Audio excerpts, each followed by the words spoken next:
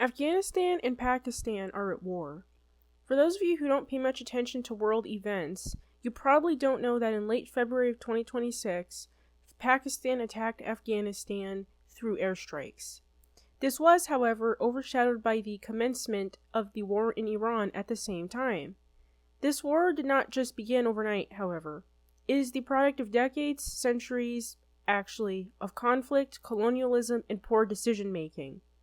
Just how, though, did all of that culminate in the violence that is seen today between Afghanistan and Pakistan? The answer to that is complex, but I will try my best to answer and cover what I can. Hi, this is Olivia's History Zone.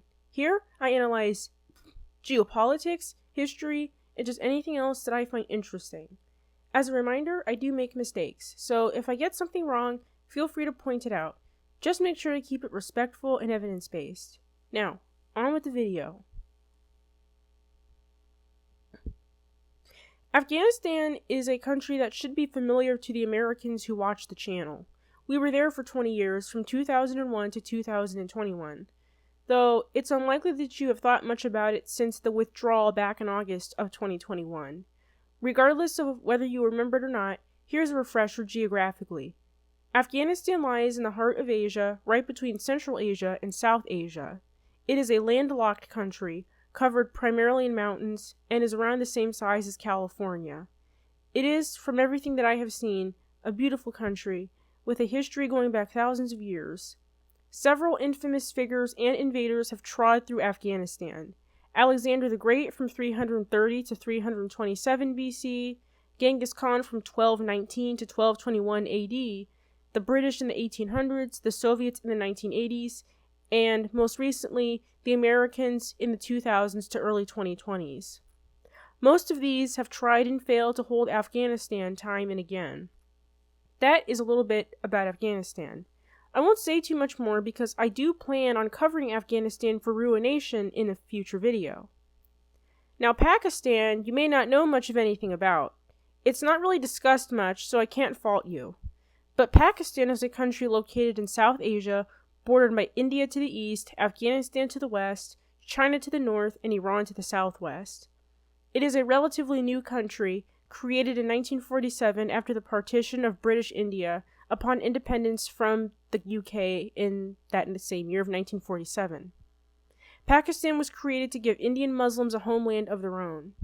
With that being said, how and where did the conflict that we see between Afghanistan and Pakistan begin? There are a few reasons. So, the first solution as to Pakistan and Afghanistan's long-running conflict is a disputed border. Now, the particular border that I am talking about is known as the Durand Line, a 2,600 kilometer or 1,615 square mile-long border between the two countries, stretching from China in the east to Iran in the west, the Durand Line, created by the British diplomat Sir Henry Durand in 1893. The line was drawn to formally designate Afghanistan a buffer zone, separating Russian-controlled Central Asia from British-controlled India, and solidifying control over tribal territories. The agreement was, as per colonial norms, done with next to no local input. The line is deemed illegitimate by Afghanistan as it cuts directly through the heartland of the Pashtun and Baloch peoples in southern Afghanistan and western Pakistan. Successive Afghan governments, including both iterations of the Taliban, have repeated this sentiment, refusing to recognize it. The Afghans believe that Afghan Emperor Abdur Rahman Khan signed it under duress, therefore voiding it. Pakistan, on the other end, considers the 1893 agreement to be legitimate and binding, recognizing it as the international boundary between it and Afghanistan. And in recent years, the Pakistani government has been placing more fencing and control to prevent terrorist activity, which has caused multiple skirmishes and small-scale conflict in the tribal areas of Pakistan and the border areas of Afghanistan. Additionally, the line divides families, tribes, and connections that had existed for hundreds of years before the formation of the border back in 1893. The Durand Line is, today, considered one of the most disputed borders in the world.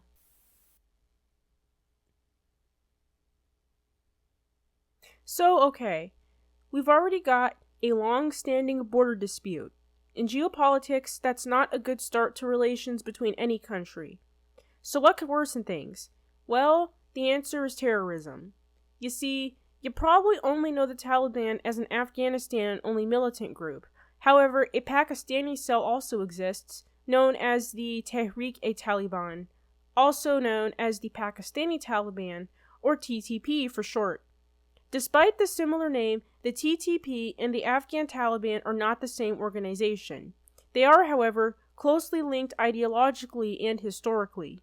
The TTP primarily operates inside Pakistan, and its main goal is to overthrow the Pakistani government and replace it with its own interpretation of Islamic law. Over the past several years, particularly since 2021, the TTP attacks in Pakistan have increased significantly. Pakistan's government claims that many TTP figures are able to operate from within Afghanistan, using it as a safe haven. They launch attacks across the border, and then retreat back into Afghan territory, where Pakistan has limited ability to respond. Afghanistan, under Taliban rule, denies that it is harboring these militants, or, at the very least, it claims that it does not have full control over them. This has created a major point of tension between the two countries. From Pakistan's perspective, Afghanistan is either unwilling or unable to deal with a group actively attacking it. From Afghanistan's perspective, Pakistan is using terrorism as a justification to violate its sovereignty. And that leads us directly into the modern escalation. Additionally, there exists another terrorist group, the Islamic State of Khorasan, or ISIS-K for short. It operates in the historic Khorasan region, which is made up of parts of Iran, Pakistan, Afghanistan, and Central Asia. It is opposed to both the Pakistani government and the Taliban. ISIS-K carries out attacks designed to destabilize the region, often targeting civilians, security forces, and even other militant groups. The presence of ISIS-K adds another layer of chaos, making it harder for either side to fully control what is happening within their borders. It also creates confusion, as attacks are sometimes misattributed or politicized.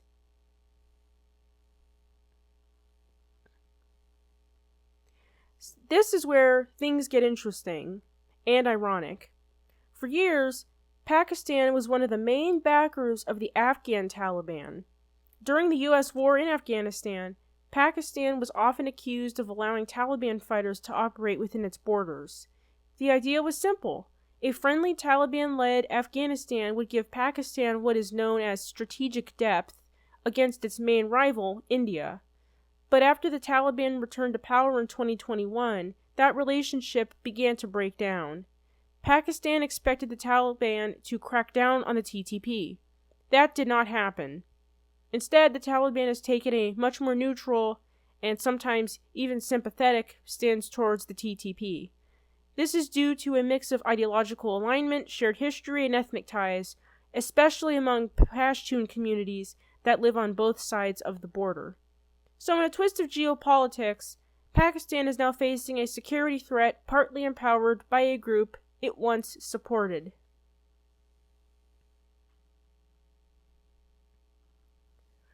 All of this tension came to a head in early 2026. In late February, Pakistan launched airstrikes inside Afghanistan, targeting what it claimed were TTP positions. These strikes killed both militants and, reportedly, civilians. Afghanistan strongly condemned the attacks, calling them a violation of its sovereignty.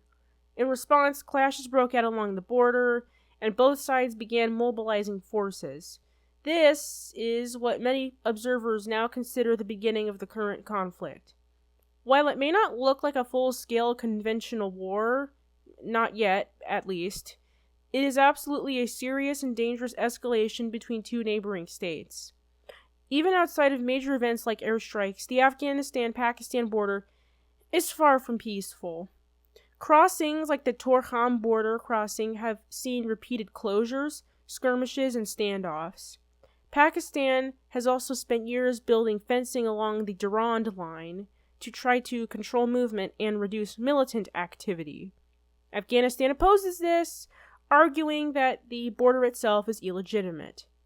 So what you end up with is a situation where even routine border enforcement, things like checkpoints, patrols, or construction, can quickly escalate into open armed conflict. Another major issue that often gets overlooked are refugees. Pakistan has hosted millions of Afghan refugees for decades, many of whom fled during the Soviet invasion in the 1980s, the Civil War in the 1990s, or the US war after 2001. However, in recent years, Pakistan has begun deporting large numbers of illegal Afghan refugees. Now, from Pakistan's perspective, this is about national security and managing economic burdens. From Afghanistan's perspective, this is destabilizing and inhumane, especially given the country's already incredibly fragile economic situation.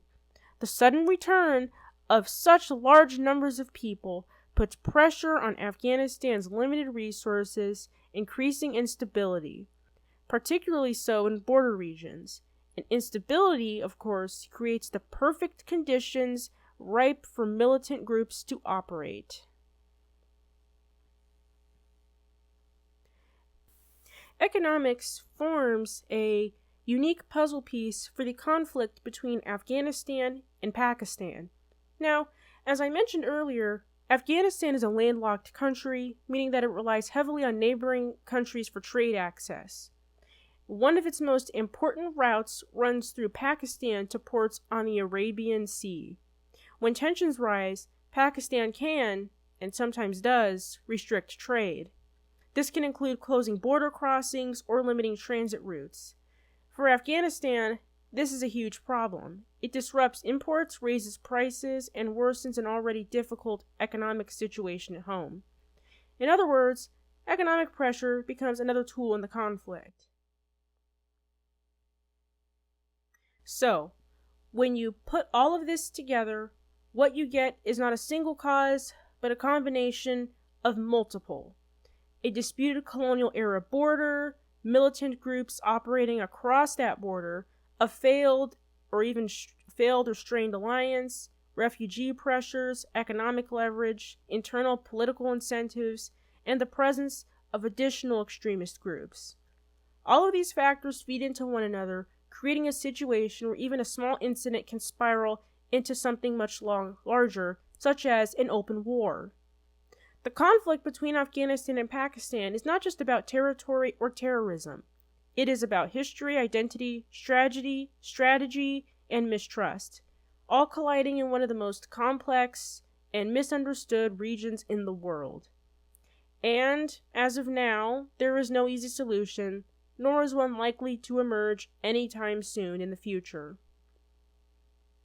Thank you for watching. If you found this video helpful and or insightful, like, subscribe, and leave a comment on your thoughts below. If you disagree, feel free to explain why in the comments. I'm always open to respectful discourse. I'll continue covering political and geopolitical issues with depth, context, and clarity.